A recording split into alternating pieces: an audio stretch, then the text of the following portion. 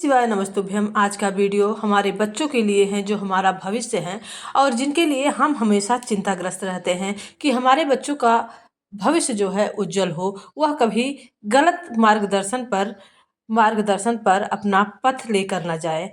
और इसलिए गुरु जी द्वारा बताए गए इस उपाय को आप अवश्य ही करिएगा, क्योंकि यह बच्चों के उज्जवल भविष्य के लिए यह उपाय है और बहुत ही सरल उपाय है। पूरा वीडियो जरूर देखिएगा। श्री शिवाय नमस्ते। मान लो तुम्हारे पास में कुछ होगा तो वो छूट जाएगा, पर ये गले में पड़ा हुआ रुद्राक्ष, गले में पड़ी हुई तुलसी की माला, अगर तुम्हारे प्राण भी छूट गए तो वो तुम्हें नरक नहीं भेज सकते, वो तुम्हें शिव धाम ही भेज। भगवान शंकर के तो बहुत बहुत सुंदर भाव कहा है, ध्यान देना। कोई कहे कि गुरुजी हम नारायण को भजने वाले हैं, हम मरेंगे तो वैकुंठ जाएंगे। कोई कहे हम राम को भजने वाले हैं, हम मरेंगे तो वैकुंठ जाएंगे। कोई कहे हम कृष्ण को मानने वाले हैं, हम मरेंगे तो वैकुंठ जाएंगे। कोई कहे हम दत्त को मानने वाले हैं, हम मरेंगे तो हम वैकुंठ जाएंगे। जरा एक बार लिंग पुराण को उठाकर पढ़िएगा, एक बार स्कंद पुराण को उठाकर पढ़िएगा, एक बार गर्ग संहिता को पढ़िएगा, एक बार शिव महापुराण का स्मरण करिएगा, और एक बार ब्रह्म वैवर्त पुराण को भी पढ़िएगा, और एक बार अगर मौका मिल जाए तो नर्मदा पुराण का स्मरण करिएगा, जिसमें स्पष्ट कहा गया।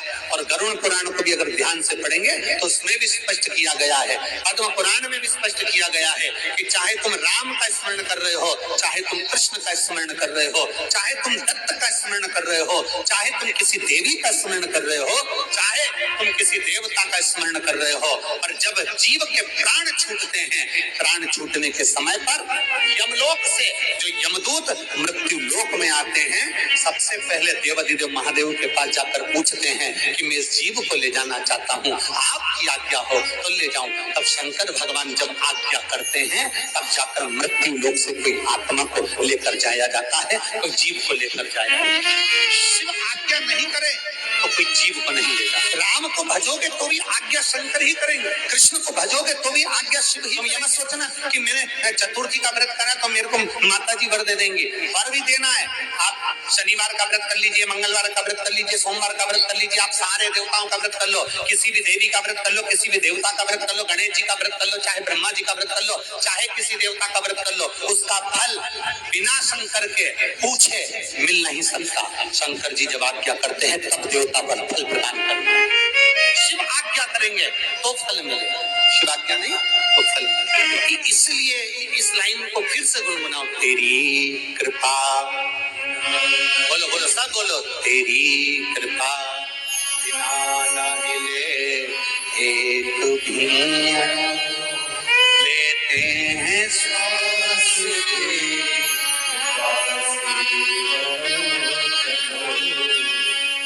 बेतवा के तट के लोग, बेतरवती के तट के लोग इतना धीमा बोलते हैं कि यहाँ तो एक कहावत चलती है, और तुम लोग हम बोलेंगे तो कहोगे कि तुरंत दुनिया के लोग कह देंगे महाराज जी तो व्यासपीठ से बोल दी। यहाँ तो एक कहावत चलती है, क्यों तुम क्या बेतवा के तोप हो? तो यहाँ तो कहावत चलती हो, तुम जरा जम के तो बोलो हर हर। तो ये तो तुम्हारे भीतर एक बल उत्पन्न करता है। कोई भी व्रत कर लो, कोई भी अनुष्ठान कर लो, कोई भी पूजन कर लो, कोई भी शरणागति ग्रहण कर लो, बिना शिव के सब खाली है, बिना शंकर के सब खाली है। शिव के बिना सब अधूरा, शंकर के बिना सब सूना। जहाँ शिव नहीं, जहाँ शंकर नहीं, वहाँ इसलिए तेरी कृपा बिना न हिले एक भी लेते हैं श्वास की कृपा से। ये शिव की कृपा, ये उसकी कृपा। शंकर के मंदिर में एक लोटा जल नहीं चढ़ा सकते, शिव के मंदिर नहीं जा सकते, मस्तक पर त्रिपुंड नहीं लगा सकते। मान लो एक काम करो, अपने गले में एक रुद्राक्ष धारण, एक रुद्राक्ष धारण।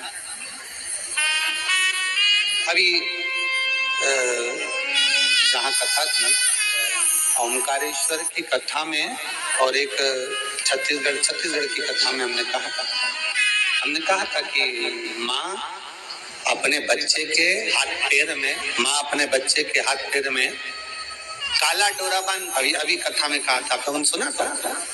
माँ अपने बच्चे के हाथ पैर में गले में काला डोरा बांधती है। क्यों बांधती? बच्चे को नजर से बचाने के। फिर हमने कथा में कहा था, बचपन में ये काला डोरा बांधा जाता है, और बच्चा जब बड़ा हो जाए तो बचपन में बच्चे को नजर से निवेदन है कि उसके गले में एक रुद्राक्ष, एक तुलसी की माला जरूर बांध देना। बचपन में काला डोरा नजर से बचाता है, और रुद्राक्ष और तुलसी की माला हमारे बच्चे को गलत काम से बचा लेती है।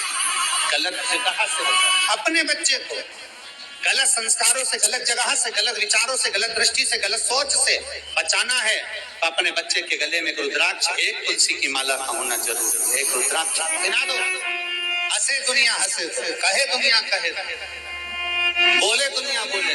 महाराज 6 सूत्र में से फिर अगला सूत्र देव ऋषि नारद को कहा गया कि नारद अगला सूत्र है, जो सूत्र है 4थे नंबर का, पंचाक्षर मंत्र का जाप अपने मुख से करते रहो।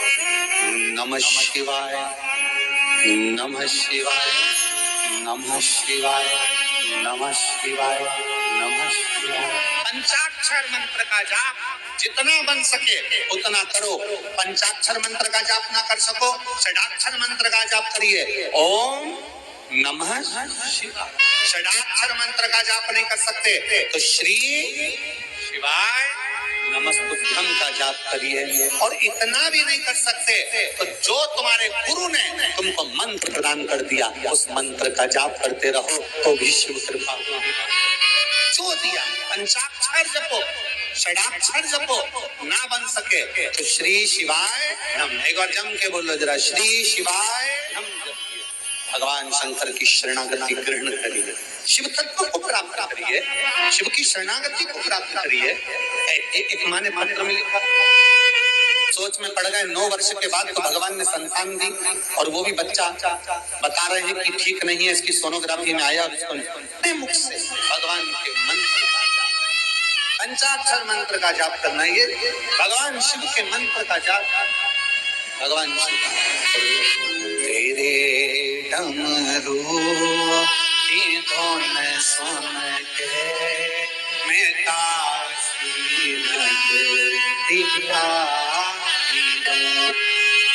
हृदय से बाबा से प्रार्थना। जगह मिले तो बैठ जाओ, ना मिले खड़े रहकर भाव से प्रार्थना। जो लोग पंडाल के अंदर वाले हैं वो लोग तो बड़े भाव से बैठकर बाबा से प्रार्थना करेंगे, दिल से निवेदन साथ में बोलेंगे। जलवृष्टि अपनी जगह पर है, कार्यकर्ता अपने काम में लगे हैं, आप अपने बाबा से प्रार्थना दिल से भाव से करिए। अच्छे से अच्छे स्कूल में डालने के बाद भी हमारी जो जिम्मेदारी होती है अपने बच्चों के प्रति, और जो मार्गदर्शन हमारी जिम्मेदारी होती है, हमें उन्हें सत्मार्ग पर ले जाना और अच्छे कर्मों में लगाना, अच्छी बातें बताना, उन्हें रामायण भागवत की बातें बताना, अच्छे शब्द बताना, अच्छे संस्कार बताना, ये हमारी जिम्मेदारी होती है, हमारा दायित्व होता है। और पूजा पाठ में रहते हुए, प्रभु के शरण में रहते हुए अगर बच्चे कभी गलत रास्ते पर जाते हैं तो प्रभु उनका मार्गदर्शन कराते हैं। इसलिए अपने बच्चों में भक्ति का प्रभाव अवश्य ही डालें। उन्हें शिव पुराण के बारे में बताएं, उन्हें भगवत गीता के बारे में बताएं, उन्हें अच्छी अच्छी बातें बताएं, उन्हें रामायण के दोहे बताएं और अच्छे संस्कार दें, जो है अच्छे मार्गदर्शन पर जिससे वो चल सकें। इससे अगर उनकी संगत भी गलत होगी तो वह गलत संगत में जाते हुए जरूर